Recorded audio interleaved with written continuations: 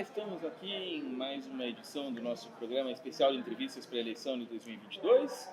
Hoje com o candidato do PSDB ao governo do estado, César Silvestre Filho, que atendeu ao nosso convite e veio aqui no Plural falar com a gente. Primeiro, antes de mais nada, obrigado por aceitar, candidato. Eu que agradeço, Galindo. Obrigado pela oportunidade, parabéns aí pelo trabalho que vocês estão fazendo. Contente de estar aqui com você. Aliás, o César Silvestre que já foi pré-candidato na eleição de 2018, né? Explicando para quem ainda não conhece o senhor, talvez tenha gente que não conheça, né? Foi prefeito de Guarapuava 2 vezes, tinha sido deputado estadual antes, né? E até muito recentemente estava no Cidadania. Aí mudou de partido para o PSDB, faz o quê? Estava no Podemos. No Podemos, desculpa. Faz quantos meses que mudou para o PSDB? Em janeiro. Janeiro agora, já se preparando para a campanha. Vamos começar então explicando o que foi que aconteceu. Você era já candidato, pré-candidato pelo Podemos e agora pelo PSDB, mas teve um truque aí no meio, né? Não, na verdade, de forma objetiva. Eu fui para o Podemos, eu fui pré-candidato a governador em 2018. Lá atrás eu decidi não renunciar à prefeitura de Guarapuava e acabei não levando a candidatura ao governo até o final. Eu sei que você se arrependeu, inclusive. Sim, é fato. Concluí o mandato de prefeito. Então, logo terminou aquelas eleições de 18, fui convidado para ir para o Podemos, para ajudar a organizar o partido no Paraná, fortalecer o partido. E foi me colocado a proposta para levar essa ideia de candidatura ao governo no Podemos. Dentro dessa perspectiva, eu trabalhei o partido ao longo de 2 anos. Acreditei realmente que o partido deveria ter esse protagonismo no Paraná, mas acabou surgindo uma série de situações que o Podemos decidiu por bem priorizar a reeleição do senador Álvaro Dias e, para isso, procurar uma aproximação com o governador Ratinho. Eu sempre entendi que o Paraná não poderia ficar refém dessa ausência de alternativas, tendo como única opção o atual governador, o ex-governador Requião. Entendia que isso empobrecia muito o quadro da política do Paraná.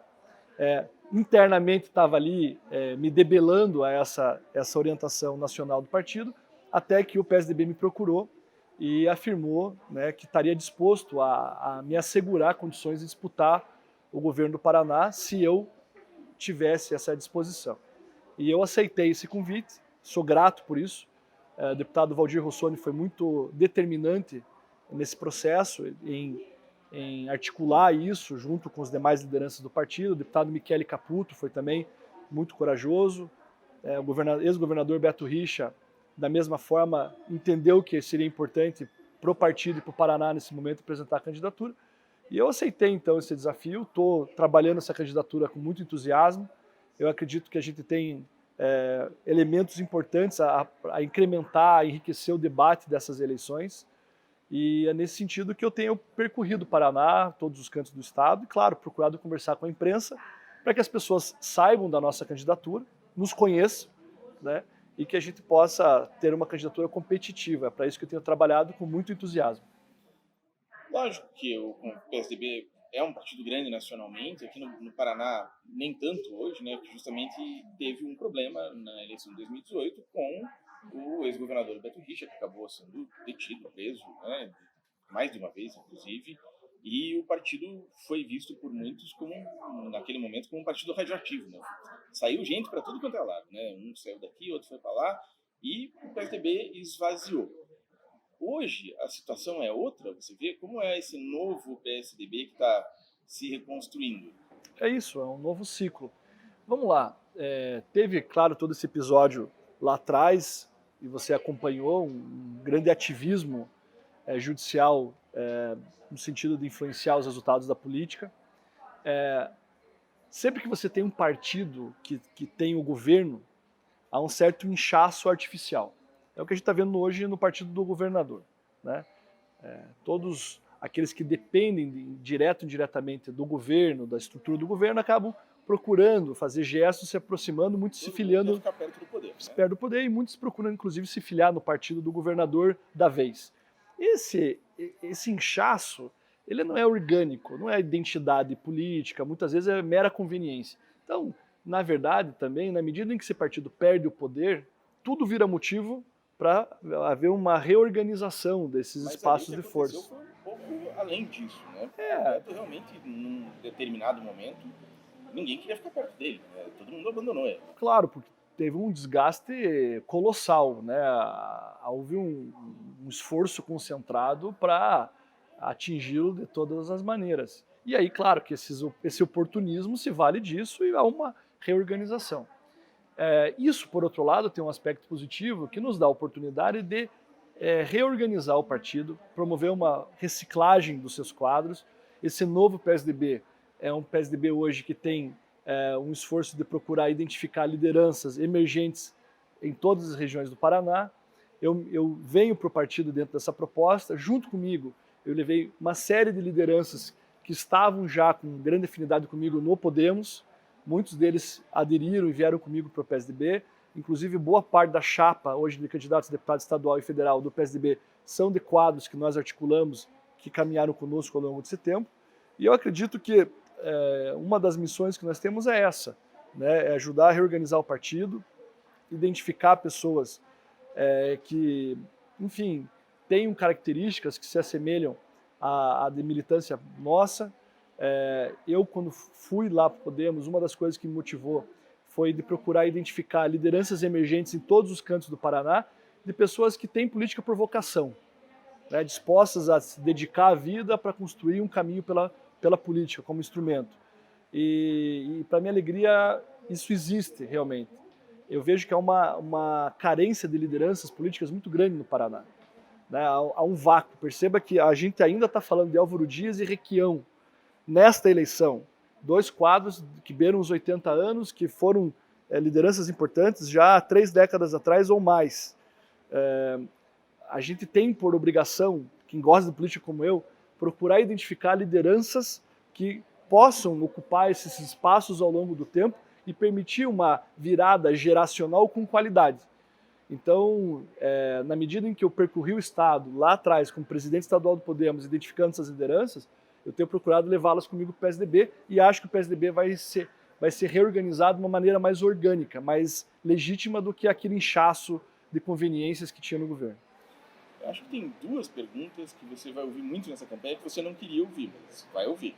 A primeira delas é justamente a situação do Beto Richa, né? Algumas das situações que levaram ele à prisão em 2018, 2019, eram muito constrangedoras, né? Por exemplo, aquele áudio do Tony Garcia, do Tico Tico, a conversa do Deonilson sobre a PR-323. Você falou em ativismo judicial, mas você acredita que o governador era inocente daquilo tudo?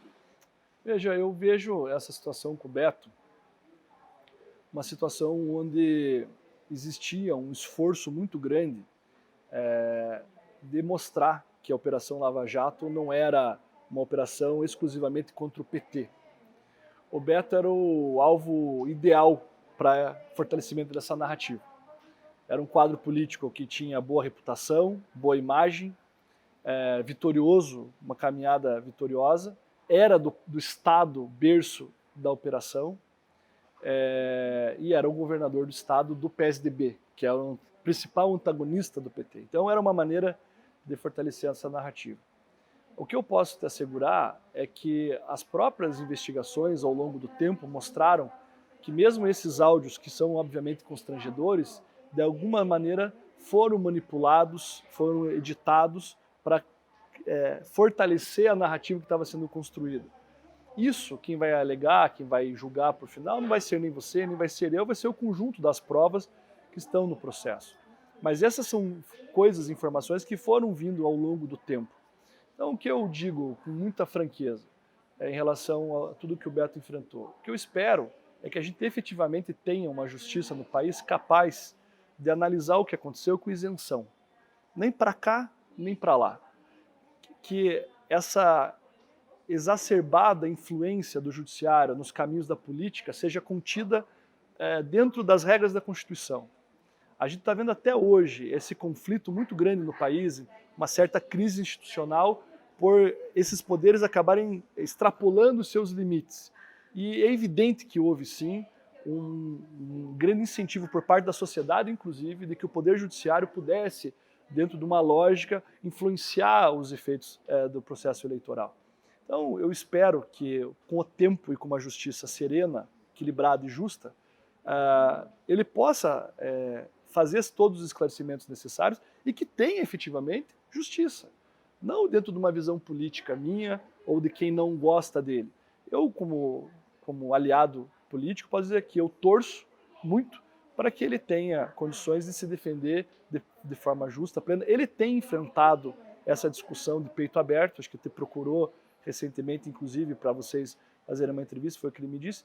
Eu acho que essa postura é muito positiva da parte dele, né, de não fugir do enfrentamento desse tema. Ele tem tido essa postura de discutir isso, eu acho que ele, melhor do que ninguém, tem condições de debater em detalhes tudo isso que aconteceu. O que eu posso dizer em relação à nossa convivência é que eu, como prefeito, tive um excepcional relacionamento com o governo do PSDB, que tinha o governador Beto Richa à frente. Foi um governo que nos ajudou muito. Eu tive um excepcional mandato como prefeito graças a essas parcerias que nós fizemos. E tenho certeza que esse mesmo sentimento se repete nos demais municípios do Paraná. É um governo que deixou marcas reais, concretas no Estado, viabilizando investimentos na infraestrutura, melhorando muito a área social, principalmente na questão de investimento em saneamento básico, na habitação popular, maior programa habitacional da história do Paraná. Nos municípios, pequenos municípios, teve-se uma presença muito forte do governo. Então esse legado também existe. E é nisso que eu procuro me identificar. Mas tem também, além da questão judicial, tem outros fatos que levaram o governo do Beto a ser muito contestado. Principalmente o 29 de abril, né? Você se sente à vontade, independente da questão jurídica, de ter o aval do Beto como ex-governador, dizendo que você é o candidato dele? Veja, o que eu assim, avalio com muita clareza é que a gente tem que desconstruir, e todos esses episódios ajudam a desmistificar aquela ideia, né, de que você vai ter um grupo político, um partido político, onde você tem um ambiente ideal, de condições perfeitas de temperatura e pressão. Então não tem nenhum desgaste, está todo mundo muito lindo, nunca ninguém teve nenhum problema. Onde que você vai encontrar isso? Só no Partido Novo, que está se construindo. Quando é novo, não no Partido Novo, num novo partido. Até que ele assuma o poder, até que ele tenha problemas da vida real para enfrentar e para resolver. Eu já participei de outros partidos, inclusive de partidos muito recentes, como era o caso do Podemos. E na medida que o partido vai crescendo, vai agregando os problemas também. E não pense que lá nós não tínhamos discussões para enfrentar, antagonismo, contradições para enfrentar. Todos têm.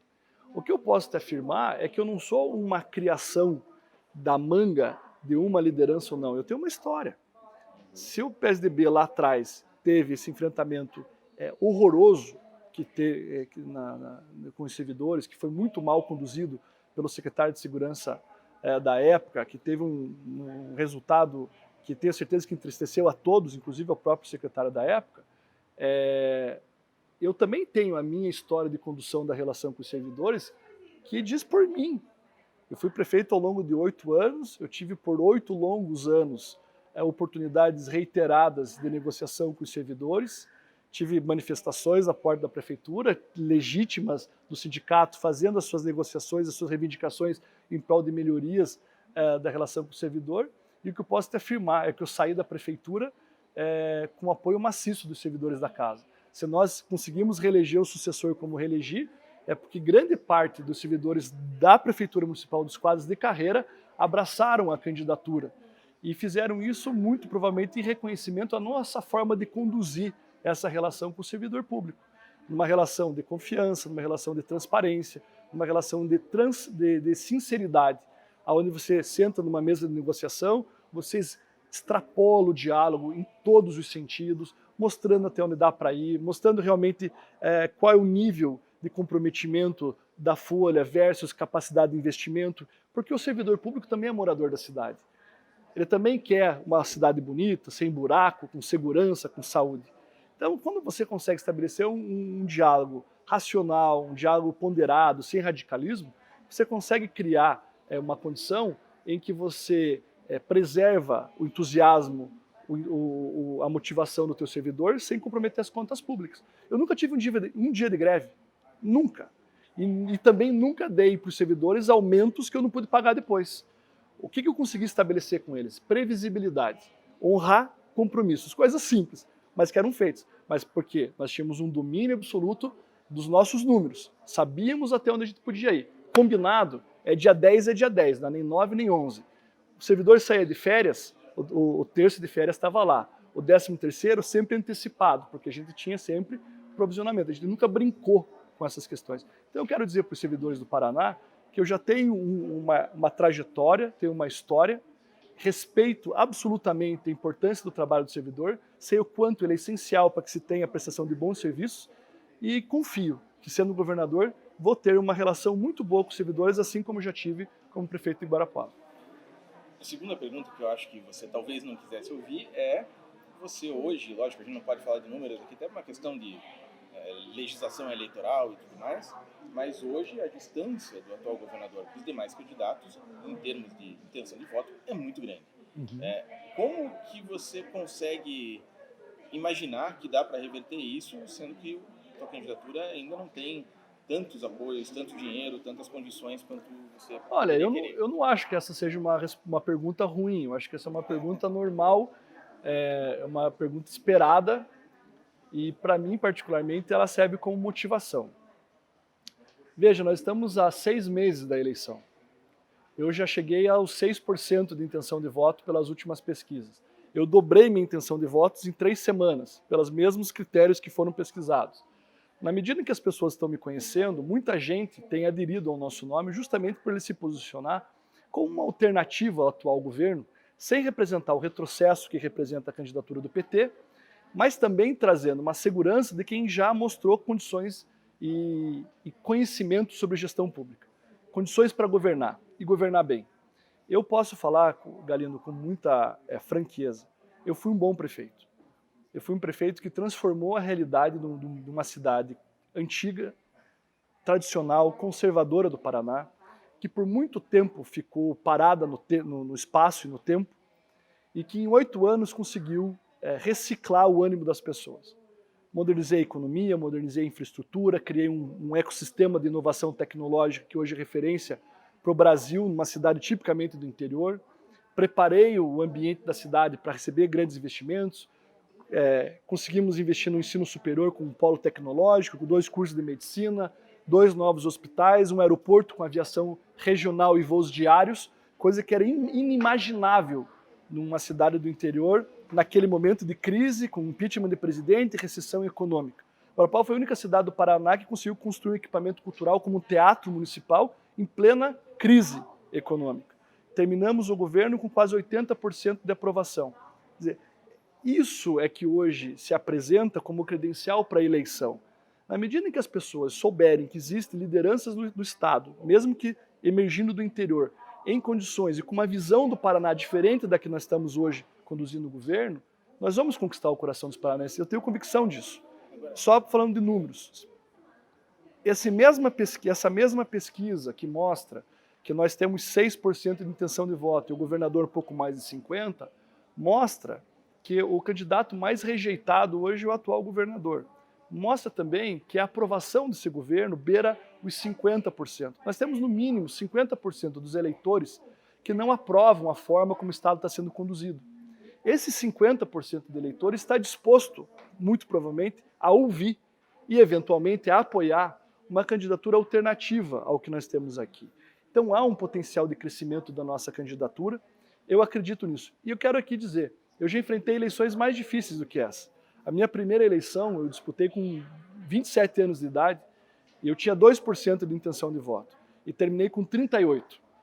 Se houvesse segundo turno lá em Guarapuava, eu teria ido para o segundo turno e provavelmente teria ganhado a eleição. Nessa, eu já estou partindo dos 6%. Muito provavelmente, até a convenção, eu espero estar perto dos 10%. Se isso acontecer, pode estar certo, eu vou chegar no segundo turno. Você falou que a população quer alternativas, né? E deu a entender já alguma crítica ao governador, que a gente sabe que você tem feito e tem que fazer como candidato à oposição. Mas pensando, por exemplo, em termos ideológicos, não me parece que você esteja tão distante do Ratinho, né? Centro-direita, talvez. O que você diria em relação a isso? qual que é a tua diferença ideológica e as outras diferenças que Não tem divergência ideológica, não. O Ratinho se posiciona como candidato, na minha visão, de centro-direita, apesar dos acenos dele para o Lula. Né? A gente sabe que o Ratinho já apoiou o Lula no passado, já teve na campanha da Gleisi, foi vice-líder. O governo do Lula, quem não apoiou o Lula era muito raro, né? Quando ele estava com 87% lá era... Nós, por exemplo, nunca. Nós, por exemplo, nunca. Ele foi vice-líder do governo do Lula, o pai dele, por diversas vezes, fez muitos gestos de exaltação à figura dos presidentes do PT. Mas, apesar disso, o governo dele tem sido um governo de centro-direita. Nesse campo, nós não temos divergência. Eu sou uma figura política que me posiciona com muita conforto nesse espectro do centro. Né? Já vim no partido um pouco mais à esquerda. Hoje eu me considero uma figura de centro. A prefeitura me ensinou a ser de centro, né? Que é a capacidade de você compreender a importância de boas ações e programas na área social para aqueles que precisam do governo, principalmente na educação, na saúde, na infraestrutura para as famílias mais carentes, mas ao mesmo tempo eu tenho uma convicção, e governei dessa maneira, de procurar trazer aquilo que a direita tem um pouco mais de facilidade de entender, que é essa participação do mercado privado em algumas ações de interesse público. Eu fui o primeiro prefeito do Paraná e único até agora a fazer uma grande parceria público-privada. Né? O Paraná, diga-se de passagem, o Estado não tem nenhuma, apesar de ter sido prometido. Nós fizemos. Nós criamos um bairro inteiro na cidade, uma parceria público-privada, que é hoje referência para o Brasil, que é a Cidade dos Lagos, onde houve intervenção pública e privada somadas para angariar uma série de equipamentos públicos que hoje fazem atenção, né, atendem expectativas de toda uma região. Então, essa visão de procurar fazer o Estado dialogar com o mercado, buscar parcerias, suprir dificuldades do setor público com o recurso privado, é uma coisa que me faz também, de uma certa forma, não me posicionar tão à esquerda, ficar reconhecendo valores também da direita. Então, eu digo que eu sou um cara de centro convicto, né? Sabendo reconhecer valores. Não, a grande sacada que eu vejo é essa, eu sou um cara pragmático. Eu procuro reconhecer valores em ambos os lados. Eu acredito que o radicalismo que hoje tenta pautar a política do Brasil tem empobrecido a política brasileira. A gente está numa situação hoje onde ninguém consegue escutar e reconhecer valor no que está sendo dito pelo outro. Isso é tudo menos política. Isso é tudo que eu procuro não ser. Eu fui um bom prefeito porque eu consegui governar com presidentes do PT, com o presidente Temer e com o presidente Bolsonaro, colocando todos os interesses da minha cidade sempre em primeiro lugar, independente do posicionamento ideológico que eu tinha, de enfrentamento ao PT no campo eleitoral. Mas na hora de governar, eu coloquei os interesses da cidade de forma pragmática, sempre em primeiro lugar. Eu governei com 3 governadores diferentes, também sempre tendo um bom entendimento, porque eu nunca deixei que esse tipo de discussão prejudicasse aquilo que objetivamente me faz governar, que é cuidar dos interesses das pessoas. Essa é uma coisa que eu procuro dizer, e com muita ênfase, porque as pessoas sabem o que esperar de mim. Se nós não temos divergência no campo ideológico, e foi essa a tua pergunta, a grande divergência nossa e a diferença nossa é na capacidade de realização. Ratinho deveria ter sido prefeito, nem que fosse de uma cidade pequena no interior antes de ser governador. Se tivesse passado por essa escola, não teria tanta inaptidão para tomar decisão, não teria tanta dificuldade de assumir posições claras em relação a temas polêmicos, não teria tanta dificuldade, por exemplo, de demitir maus secretários. Veja que ele ficou sangrando com esse secretário de segurança ao longo de todo o governo, todo mundo sabia que era um cara absolutamente inapto para a função. Ele só exonerou o secretário de segurança depois que foi desmoralizado lá em Guarapuava pela própria polícia e por nós, inclusive, que denunciamos a farsa do governo em relação ao tal dito plano de contingência que eles tentaram vender para a sociedade. E assim se repete em outras pastas. Nós temos vários secretários que não têm a mínima condição de gerir temas complexos, mas que o governador tem essa dificuldade de tomar posição, de mostrar quem manda, de priorizar os interesses da sociedade. E ele fica muitas vezes refém de conchavos políticos para agradar partidos, agradar deputados, aliados, e não toma posição. Isso prejudica o governo. A grande diferença entre nós é essa capacidade de gerir a máquina pública e de dar resultados. Eu fui um prefeito realizador. Eu sempre fui um prefeito que adorava conceber propostas e ideias com a equipe, mas com absoluto compromisso em fazer a bola parar no chão. realizar, fazer as coisas acontecerem. Perceba que nós estamos vivendo um governo de anúncios. É tudo anúncios que serão os maiores do mundo, os maiores da história, os maiores da América Latina, né? Mas que o governo acabou praticamente sem nada concreto. Todas as obras importantes em curso no Paraná hoje, ou são obras que foram iniciadas, inclusive com recursos liberados pela gestão do Beto Richa, ou são obras financiadas pelo governo federal, do governo Bolsonaro. E o Ratinho sequer cita o presidente Bolsonaro quando faz referências às obras. Por exemplo, a Estrada da Boiadeira e a própria segunda ponte que liga o Brasil ao Paraguai. Eu sei que o senhor tem um tempo curto aqui, eu queria... Fique à vontade. Se você é diferente do Ratinho, o que você propõe? Se fosse para dizer 3 coisas, por exemplo, que seriam alicerces importantes do seu possível governo, para o eleitor hoje poder dizer, não, isso realmente é diferente. Ou o que o senhor diria? Olha, são várias diferenças de comportamento, principalmente, e dessa visão que a gente tem sobre o Estado. O maior defeito que eu vejo hoje no atual governo é não ter a coragem de assumir posições que eventualmente vão desagradar a alguns, mas que são necessárias hoje para o Paraná. Por exemplo, nós estamos fazendo um ciclo hoje de renúncia fiscal que está chegando a 17 bilhões no orçamento de 2022. Essa renúncia fiscal hoje, ela está sendo constituída em benefício quase que exclusivamente de 2 grandes regiões já industrializadas do Paraná. E nós temos uma carência de desenvolvimento no interior gritante. Nós temos bolsões de pobreza no Paraná que eu tenho certeza que a população de Curitiba ficaria muito entristecida e envergonhada se isso fosse colocado com a publicidade que merece. Nós temos bolsões de pobreza do nosso interior que tem índice de desenvolvimento humano parecido com os piores estados do Nordeste, que são estados empobrecidos do nosso país. E isso tem passado ao largo com certa insensibilidade, indiferença por parte do governo. Não há um compromisso do governo agir aonde ele é necessário, de dar infraestrutura mínima, seja no saneamento básico, seja na habitação popular, seja na constituição de arranjos produtivos, ou seja na indução de desenvolvimento econômico por parte da atração de investimentos que possam inverter esse ciclo. Isso não acontece. Hoje essa renúncia fiscal ela é feita para agradar exclusivamente os interesses dos empresários. Eles vêm para o Estado, não pagam tributos que qualquer outro empresário de menor porte paga e eles decidem ainda onde que se instalam. Esse é um ciclo absolutamente perverso que a gente tem no Paraná sendo repetido. E é claro que para você enfrentar isso, você tem que enfrentar interesses poderosos. Mas se não houver esse enfrentamento, nós vamos repetir e ampliar essa desigualdade regional que existe. Outro exemplo, nós estamos enfrentando agora uma situação muito clara da inaptidão do governo em enfrentar temas complexos, questão do pedágio. O Ratinho acabou tomando a pior decisão possível, porque fez uma ação absolutamente relevante, importante para o futuro do Paraná, sob a única ótica midiática, né, de achar que abrir a catraca, fazer a narrativa de que encerrou a novela do pedágio, né, e que com isso ia ser a bala de prata da eleição dele, porque as pessoas não queriam mais pagar pedágio. Isso mostra que é um governo que, na verdade, age com falta de responsabilidade em relação a questões tão relevantes para nós.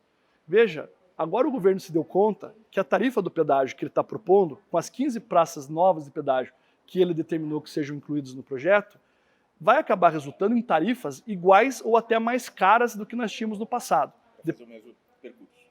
Fazer o mesmo percurso, por conta dos investimentos que vão surgir. Okay? Como o governo já percebeu que a promessa não vai ser cumprida, eles vão jogar essa licitação só para depois da eleição.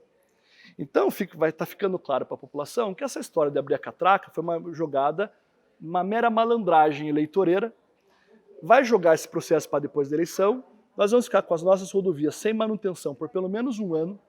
Essas concessionárias, quando assumirem os contratos, vão pegar uma infraestrutura depreciada, totalmente já esburacada, que já de cara vai ter que fazer aditivos para consertar o que já era para estar resolvido. Então já vai começar um desequilíbrio de cara dos próximos contratos pela decisão que o Ratinho tomou. Sem falar que a população está percebendo que é absolutamente impossível a gente continuar mais um ano sem manutenção nas rodovias, porque num dia chuvoso como hoje, essas rodovias estão virando um verdadeiro queijo suíço. totalmente já deterioradas. Isso que nós estamos há só 5 meses da decisão equivocada que o governador tomou. E a gente não percebe o governo construindo uma saída real para o problema. Perceba que o Ratinho está fazendo um esforço gigantesco para descolar o pedágio dele, como se isso não fosse dele.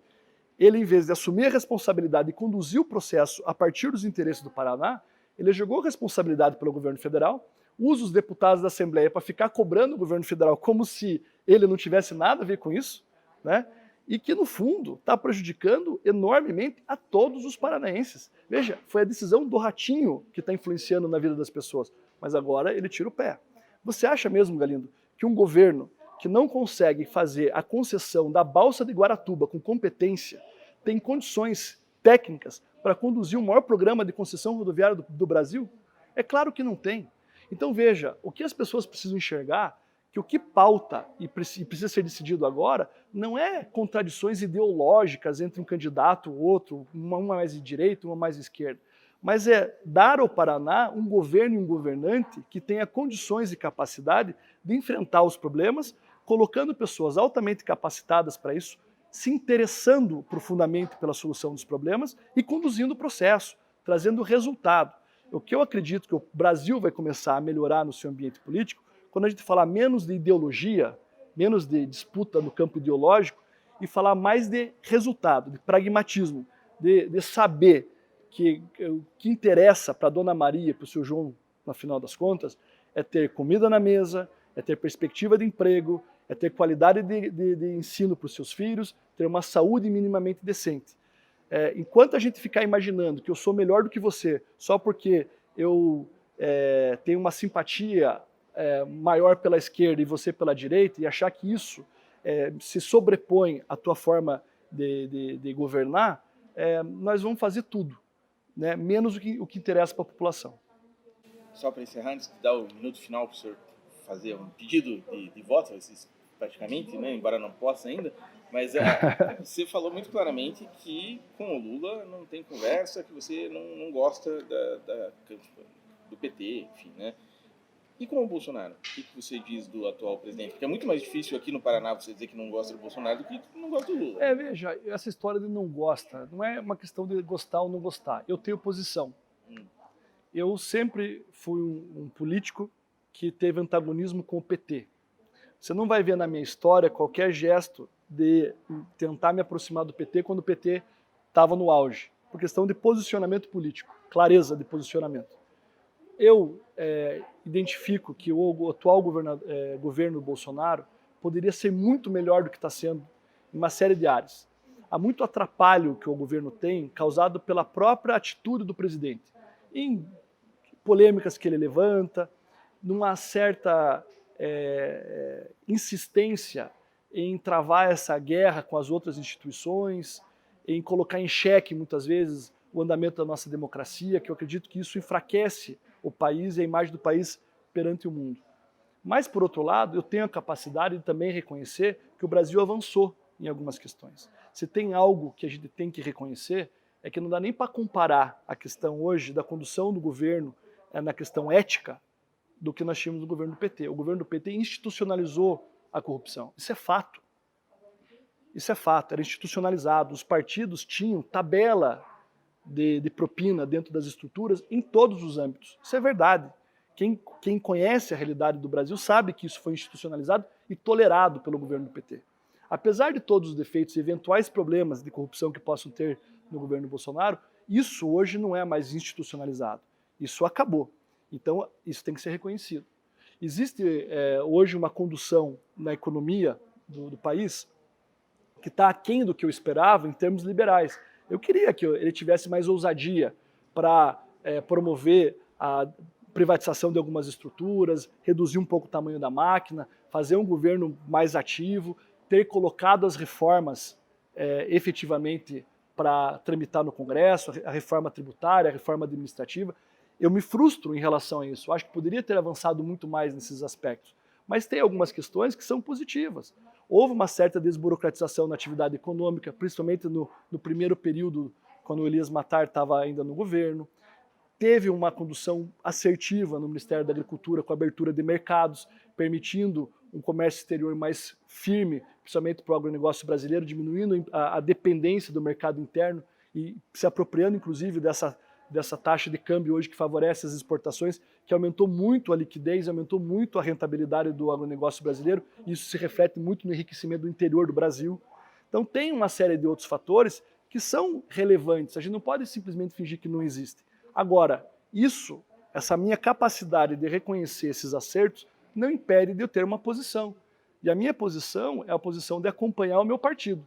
O meu partido hoje procura construir uma candidatura à presidência da República.